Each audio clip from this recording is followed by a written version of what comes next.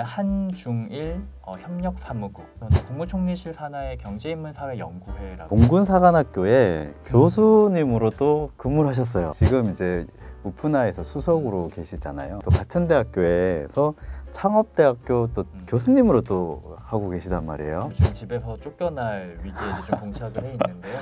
안녕하세요, 윤혜식입니다. 오늘은 제가 정말 뜻깊은 분을 모셨습니다.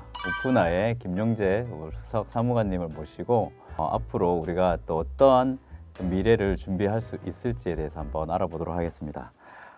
이렇게 나와주셔서 너무너무 반갑습니다. 안녕하세요. 저는 유엔협회 세계연맹이라는 국제기구에서 근무하고 있는 김용재라고 하고요. 저는 제가 국제기구에서 하고 있는 일 외에도 요즘 부캐라고 하죠. 좀 다른 캐릭터가 여러 가지가 있는데요. 옆에 보시면 보이는 차를 시작합니다라는 책을 쓴 작가고요. 차를 취미로 하고 있습니다. 식물 집사이기도 하고요. 그런 다양한 문화와 공예에 대한 관심도 많고 앞으로의 지속 가능한 미래에 대한 고민을 생활로서 하고 있는 직장인입니다. 저희가 이제 윤혜식 TV에서 이제 미래 일자리 관련돼서 네. 어떤 비전이 있고 또 어떠한 또 기술들을 가지고 또 우리가 준비를 할 수 있는지에 대해서 이야기를 많이 하고 있는데, 저희 채널에서 정말 그 국제기구에서 일어나는 굉장히 다양한 일들을 가지고 청년분들한테 그리고 또 이직 준비하시는 분들한테 이런 세계적인 어떤 안목을 가질 수 있는 그런 기회를 좀 만들어 주셨으면 하고 요청을 드렸는데 이렇게 흔쾌히 와주셔서 너무나 감사드리고요. 원래는 제가 우프나 사무실이 이제 명동에 네. 있잖아요. 거기 계시는 거 되게 좀 의아했었거든요. 네, 보통 이제 국제기구들이 당연히 뉴욕이나 제네바 같은 유엔 본부가 있는 도시들에 그쵸. 많이 위치하고 있고요. 한국에도 사실 2011년을 기점으로 국제기구 본부도 많이 유치를 했고, 정말 전 세계 수많은 국제기구들의 이제 아시아 태평양 지역 사무소가 한국에 많이 위치하고 네. 있습니다. 유엔협회 세계연맹도 2015년부터 한국에 사무국을 두고 있고요. 제가 다른 국제기구에서도 한 10년 가까이 근무를 했는데, 여기 우프나에 와서 제가 이제 명동의 사무실에 이제 출근을 하고 있었는데, 이게 사실은 국제기구가 각자 다양한 역할과 사명들이 있는데 서울에는 참 많이 있어요. 근데 그쵸. 사실 조금만 서울을 벗어나고 수도권 혹은 더 지방으로 가면 정말 이 유엔과 국제기구가 조명을 하고 관심을 가져야 될 이슈가 많음에도 불구하고 그러한 관심과 손길이 닿지 않는 부분이 많다라는 거를 네. 한 3년 동안 경험을 하면서, 저희가 2023년 1월을 기점으로 전국에 이제 5개 기관, 대학들, 교육기관들하고 파트너십을 맺으면서 이제 멀리 다니기 시작을 했습니다. 네. 그 중에서 가천대학교 같은 경우는 저희와 함께 이제 학생들이 이런 소셜 임팩트에 대한 관심을 갖고 실제 교육도 하면서 학생들의 글로벌 시야를 넓힐 수 있는 협업을 이제 강하게 요청을 하셔서 저희한테 오피스도 제공을 해주시고, 네. 그래서 저희의 이제 임팩트 사업 이제 분사무소를 가천대에 설립을 했습니다. 그래서 요즘에 이제 명동과 가천대로 오가면서 네. 일을 하고 있습니다. 제가 페이스북을 그 패친이기 때문에 종종 보면 이게 하루에 올리신 게 맞나, 그러니까 한 달 내에 올리신 게 맞나 보면 어느 날은 한국에 있는데 어느 날은 중국 가 계시고 또 어느 날은 또 다른 나라에 계세요. 거의 진짜 매일매일 있는 나라가 다를 정도로 정말 네. 전 세계를 누비고 계시는 것 같은데, 그 우프나 WFUNA 우프나에서 그렇게 수석으로 이제 근무를 하시기 전에 또 경력이 있으시잖아요. 네. 그거에 대해서 간략하게 이제 소개를 해주시면 좋을 것 같아요. 그러니까 저는 사실 대학에서 이제 정치학을 전공했고요. 정치 외교를 전공을 했고, 학과에서 뭐 정치 외교를 전공하면 정치인 되느냐, 그건 아니고요. 보통 이제 언론이나 뭐 또 이런 국제 협력 분야에 많이 종사를 하시는데, 저 같은 경우는 원래 한중일 협력 사무국이라고 하는 한중일 간의 정부 간 협력을 이제 지원하고 준비하는 기구에 오래 있었습니다. 거의 한 6년 정도 근무를 했고, 21개 장관급 회담 그리고 한중일 정상회담을 준비하는 기관에서 중국, 일본, 한국 동료들이 같이 근무를 했었고, 이제 그 외에는 저는 국무총리실 산하의 경제인문사회연구회라고 우리 국방연구원, 대외경제정책연구원, 뭐 KDI 같은 국책 연구원들을 총괄하는 조직입니다. 거기서 저는 세계 전략 연구회라 그래서 우리나라의 미래에 영향을 미칠 수 있는 글로벌 이슈들을 연구하고 그거에 관련된 보고서를 이제 대통령실이라던가 이렇게 올리는 그곳에서 이제 연구 간사로 또 일을 좀 했었고요. 네. 네. 그리고 독특한 이력 중에 하나가 공군사관학교에 교수님으로도 근무를 하셨어요. 네. 이건 어떻게 된 건지. 네. 이제 공군 장교로 저는 3년 복무를 했는데 네. 이제 우리나라 공군 장교의 그 군 장교들 중에 교육 특기를 교육을 받아서 네. 업무가 이제 교육인데 배속을 공군 사관학교에 받은 거죠. 그래서 이제 사관 생도들에게 정치학과 군사 안보에 대한 강의를 하는 역할을 맡아서 같이 임관한 동기들이 봤을 때는 아니 같이 훈련 받았는데 누구는 교수님 소리를 듣고 그렇다라고 할 정도로 3년 정도를 사실은 학생들하고 아주 같이 공부도 하고 땀도 흘리고 즐거운 네. 경험이었습니다. 네. 보직이 중요하군요. 그렇죠. 시티 플래너 리드로 그 또 일을 하셨었잖아요. 네네. 그 업무에 대해서 좀 간단하게 좀 한번.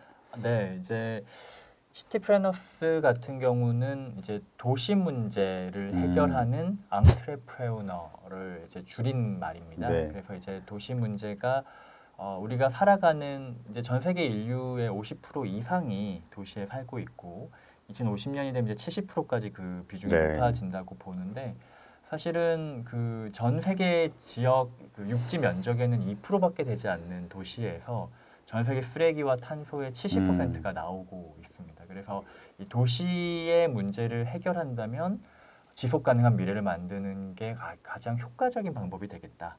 그리고 그런 것은 기업가가 가지고 있는 기업가 정신이 효과적인 접근법이겠다라는 생각을 해서 저희가 국제기구와 지방자치단체들 그리고 스타트업들을 묶어서 파트너십을 통해서 그런 걸 접근하는 네. 프로그램을 저희 WF-UNA에서 하고 있고요. 작년부터 총괄 책임을 맡아서 보통 연 1회 저희가 프로그램을 하는데 한 20-30개 스타트업을 엑셀러레이션을 합니다. 네네. 육성을 하는데 물론 이제 성공적으로 진행을 했고 내년에는 조금 규모를 키워서 네. 세계 도시에서 한 70개 정도 스타트업을 엑셀러레이션하고 더 나아가서는 미국 실리콘밸리 또 스위스 제네바에 가서 성공적인 스타트업들이 해외로 진출할 수 있는 기회까지 마련하는 플랫폼으로서 확대를 준비를 하고 있습니다. 네, 요건 제가 네.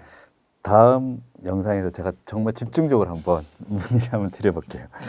그리고 또 하나 이제 되게 독특한 이력이 지금 이제 우프나에서 수석으로 계시잖아요. 그런데 또 가천대학교에서 창업대학교 또 교수님으로 또 하고 계시단 말이에요. 네. 네, 그건 또 어떻게 또 된 건지. 사실 제가 그것 때문에 요즘 집에서 쫓겨날 위기에 이제 좀 직면해 있는데요. 저는 워커홀릭이 아니라고 스스로를 네. 굉장히 오늘 점심 때도 직원들하고 얘기하다가 수석님은 워커홀릭이신 것 같아요라고 해서 나는 전혀 난 워커홀릭이 아닌 사람이다라고 얘기를 하다가 최근에 정말 워커홀릭보다 더 일에 대해서 생각을 더 많이 하고 쉬는 날이 네. 없이 이제 좀 보내고 있는데 그 이유가 이제 제가 이 시티 플래너스라는 프로그램을 하면서 국제기구에 근무를 하고 있지만 국제기구에서 하는 이런 여러 파트너십 프로그램을 하다 보니까 가천대학교에서는 창업대학이라는 단과대학을 새로 만들었습니다. 아, 네. 그러니까 이제 창업학이라는 학문이 원래 있었던 학문이 아닌데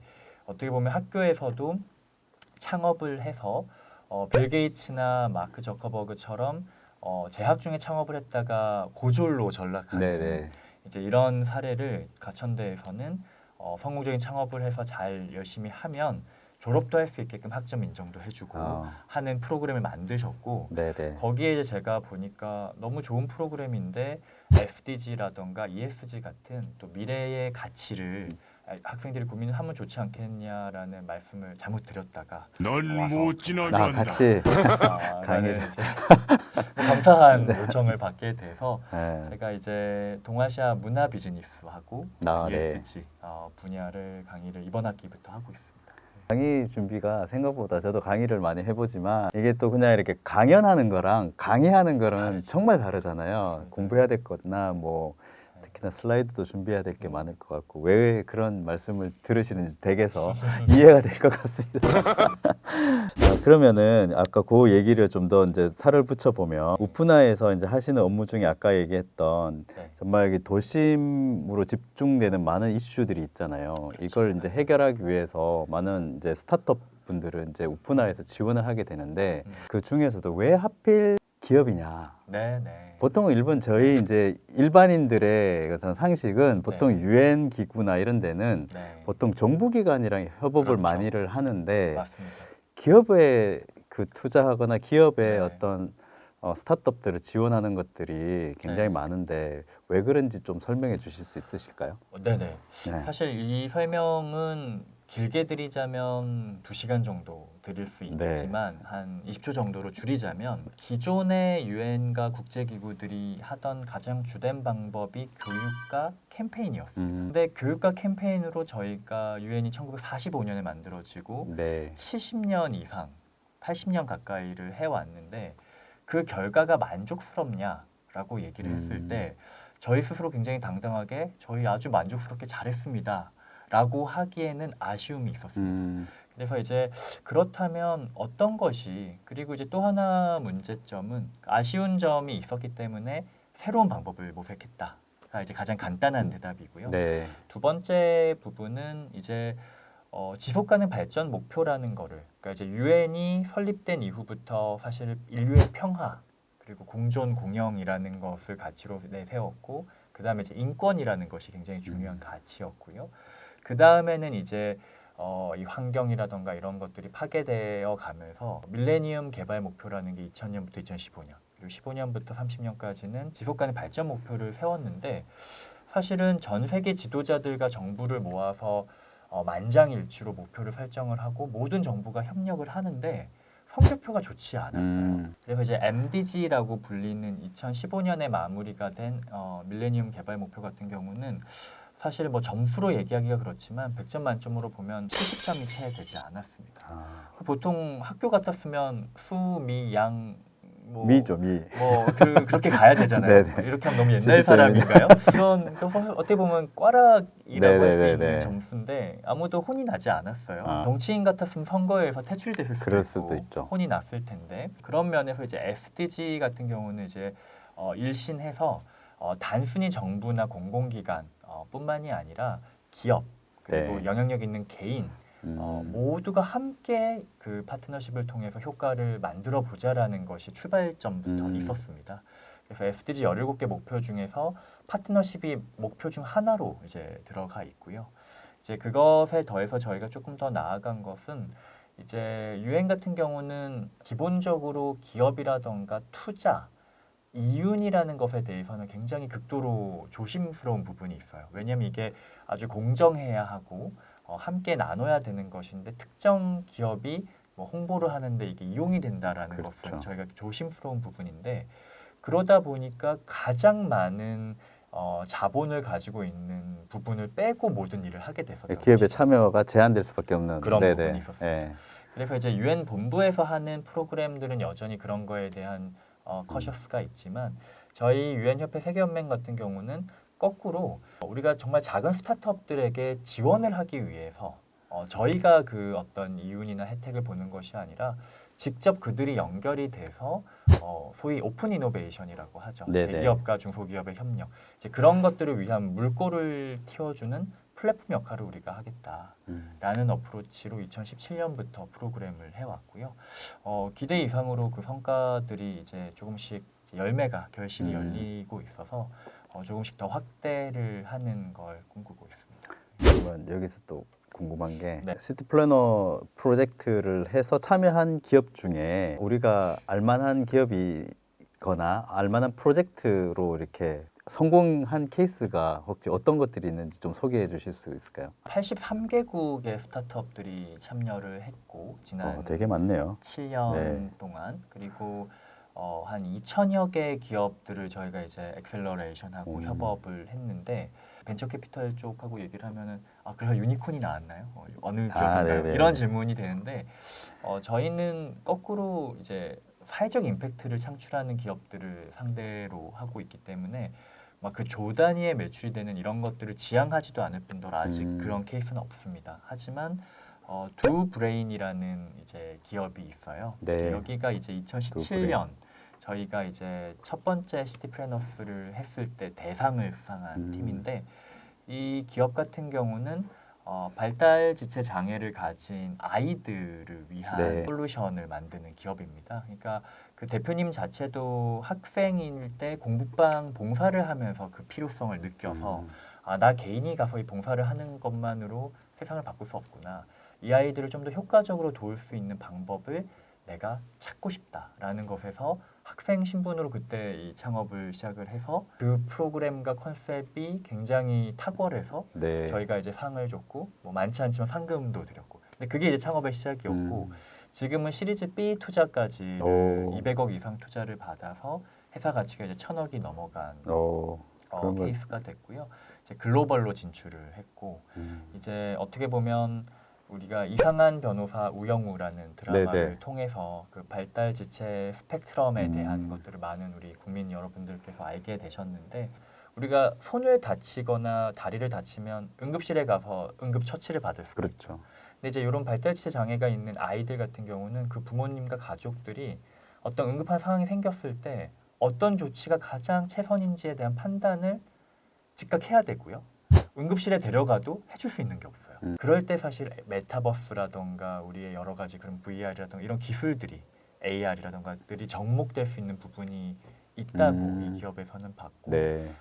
조금 더 나아가서는 메타버스 병원, 그 디지털 치료제라는 컨셉으로 나아가서 지금 이제 글로벌 진출까지를 다양한 시도를 뭐 개도국에서도 하고 있고 선진국 시장에서도 하고 있어서 저희가 이제 어떻게 보면 시작을 했으니 네. 끝까지 책임진다는 마음으로 미국과 제네바에서 저희가 하는 프로그램도 함께 가려고 계획을 하고 있습니다. 또 한국 기업인 한국 거죠, 그죠? 네네. 네.